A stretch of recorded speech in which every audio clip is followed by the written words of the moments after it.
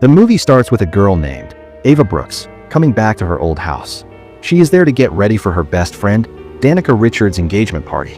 Ava is still sad because her mother recently passed away.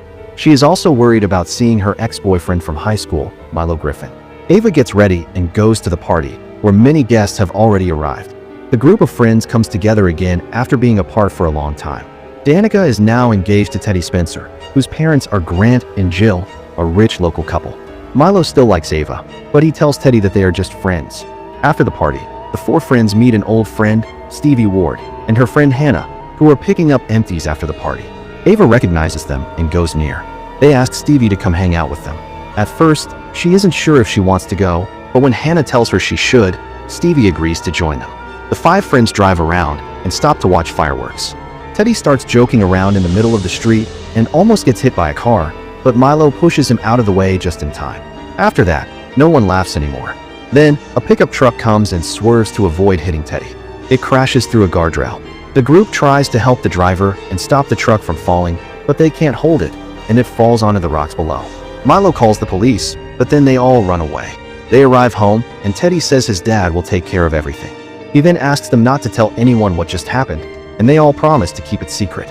1 year later, Ava goes to Southport for Danica's bridal shower, which is happening during the 4th of July weekend. Ava meets a young woman named Tyler, and they share an intimate moment together in the airport bathroom. Later, Milo picks them up. During the drive, Tyler talks about her podcast called Live Laugh Slaughter and says she is very interested in the original Southport massacre that happened in 1997. They arrive at the party and meet Danica. The friends gather again, and it's revealed that Danica and Teddy have broken up. She is now engaged to someone new named Wyatt. It's also mentioned that Stevie has been helping Danica over the past year, while Ava hasn't stayed in touch. While Danica is opening gifts and cards, she finds a note that says, "I know what you did last summer." She gets scared, and when others ask what's wrong, she says it's nothing. She then quietly asks Ava, Milo, and Stevie to come with her in private. Danica shows them the card. Danica thinks Teddy sent the card because he's still angry about their breakup. Milo asks why she's so sure it was Teddy. Danica says only the four of them and Teddy's dad know about what happened last year, so she believes Teddy is trying to blackmail her and ruin her life. To find out the truth, Ava, Milo, and Stevie go to the docks to see Teddy, who now spends most of his time drunk on his boat. They show him the card and ask if he sent it to Danica. Teddy says he didn't send the note and tells them to leave him alone. Later that night, Danica and Wyatt are at home alone. Danica goes to take a bath, and Wyatt stays in the kitchen to have a drink. While he's there, he notices the outside lights turn on and thinks someone might be in the backyard. He goes to check, but doesn't see anyone. As he turns to go back inside, someone shoots him in the back with a harpoon gun. The attacker pulls out the harpoon and shoots him again, this time in the stomach. The killer is wearing a black raincoat and carrying a hook, looking just like the fisherman, the killer from the original Southport massacre. The fisherman then slashes Wyatt with the hook. Meanwhile, Danica is in the bathroom, but doesn't hear anything because she's listening to a tape while bathing. When she finally comes downstairs, she finds Wyatt's dead body set up to look like he's sitting. On the wall behind him, written in his blood, are the words, "You can't erase the past." Danica's friends come to the police station to support her. Ava tries to comfort her. Teddy also shows up, but Milo stops him from talking to Danica. The next day, the group meets to talk about who might be after them. They are confused because Wyatt wasn't even involved in the accident last year. They know the man who died that night was named Sam Cooper, but they haven't been able to find any connection to him. Ava then remembers Tyler and how interested she was in the Southport massacre. She decides to meet with Tyler to see if she can help them figure out what's going on. Later, Ava meets with Tyler, who explains the details of the original Southport massacre. Tyler takes Ava to the Bayside house, where the first fisherman attacks had happened. They go inside, and Tyler says she's going upstairs to check if anyone is there. While Ava waits, she sends a message to Stevie, saying she's with Tyler. Suddenly, the current fisherman shows up. At first, Ava thinks it's just Tyler playing a joke, but then the real Tyler appears upstairs. The fisherman attacks both Ava and Tyler. He traps Ava in a cage, and Tyler tries to escape by holding onto the elevator rope, but Killer finds her. Meanwhile, Stevie arrives after reading Ava's worried message. Ava manages to break free and they both meet. Upstairs, Tyler gets stabbed but manages to pull off the fisherman's mask. She seems to recognize him and says, "You," before he kills her by hanging her out of the window by her neck. Ava and Stevie watch in horror as this happens. The people of Southport gather for a town meeting after Tyler's death. Grant tries to make it seem like she took her own life because he doesn't want to scare away tourists during the holiday weekend. But some people believe something more is going on, including Ray Bronson, one of the survivors of the original Southport massacre and also Stevie's boss. Needing help, Ava drives to a nearby town to find Julie James. Julie is now a college professor and wants to leave the past behind. But when she sees how serious Ava's situation is, she invites her to her home to talk and offer advice. It's also revealed that Julie and Ray are now divorced, and they don't get along anymore. Later, Ava, Milo, and Stevie go to an impound lot, thinking that Sam's truck was taken there after the accident. They find out that the truck actually belonged to a local pastor named Judah Gillespie, and that Sam had stolen it from him. Meanwhile, Danica and Teddy visit a cemetery where the victims of the original Southport massacre are buried. They also find Sam's grave and notice that someone recently placed fresh flowers on it. They ask the groundskeeper if he can check the security cameras to see who left the flowers.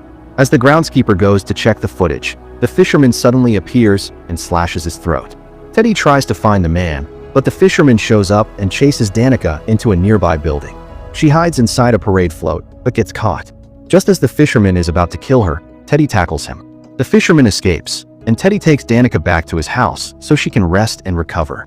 Later, Milo and Ava are about to hook up, but things get awkward when Ava asks him to choke her. Milo feels uncomfortable and says he needs to grab his phone charger from the car. Once outside, he tries to calm himself down and prepare to do what she asked. But before he can go back in, the fisherman shows up and strangles him with a rope, then breaks his neck.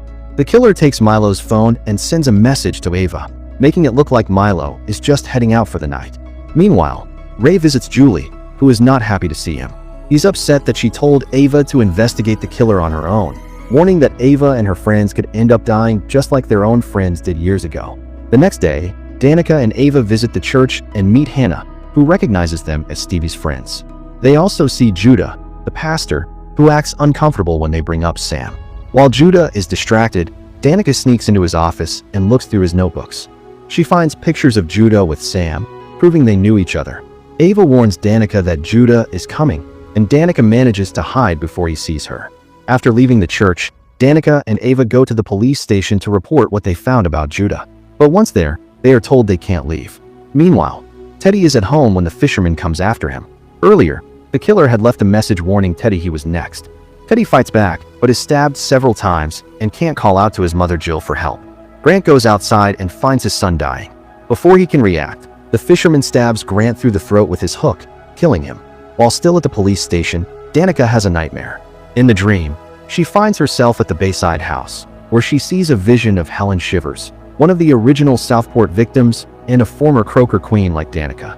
Helen is standing over Wyatt's dead body, holding a hook, and tells Danica that she's going to get what she deserves, just like Helen did.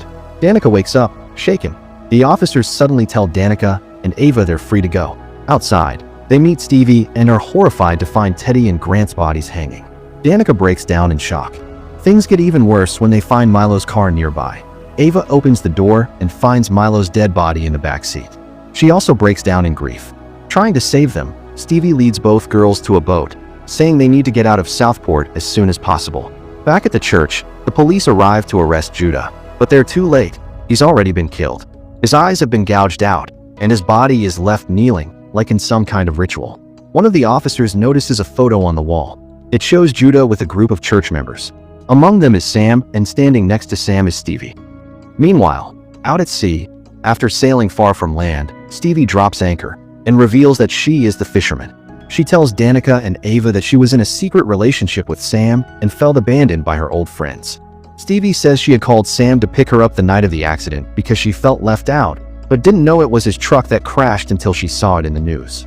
Blaming them for everything, Stevie says she's been planning revenge ever since, starting by killing the men Danica and Ava loved. Danica and Ava fight back and rush up to the deck. Stevie catches Danica and holds her at hook point, just as Ray arrives to stop her. But Stevie stabs Danica in the chest with the hook and throws her off the boat. Ray then shoots Stevie, knocking her overboard. Ray takes Ava back to Southport. Ava later contacts Julie and starts to question if Stevie had really acted alone. Julie suddenly realizes Stevie wasn't alone. On Ray's boat, Ava quickly figures out the truth. Ray was Stevie's partner all along. He plans to kill Ava next. Even though Stevie originally wanted to spare Ava, thinking she wasn't as bad as the others, Ray doesn't care. Julie shows up and finds Ava already stabbed in the back. She confronts Ray, who has clearly gone insane. He explains that he felt forgotten, that the trauma and loss he and Julie suffered had been erased over time, and he wanted people to remember what happened. Just as Ray raises the hook to kill Julie, Ava shoots him with the harpoon gun, killing him. Meanwhile, Danica is found alive after washing up on the shore and is taken to the hospital. There, she reunites with Ava. Later, the two friends sit by the beach, eating and reconnecting, finally at peace after everything that happened. But then, Ava tells Danica that Stevie is still alive. Thanks for watching. Like and subscribe for more interesting movie recaps.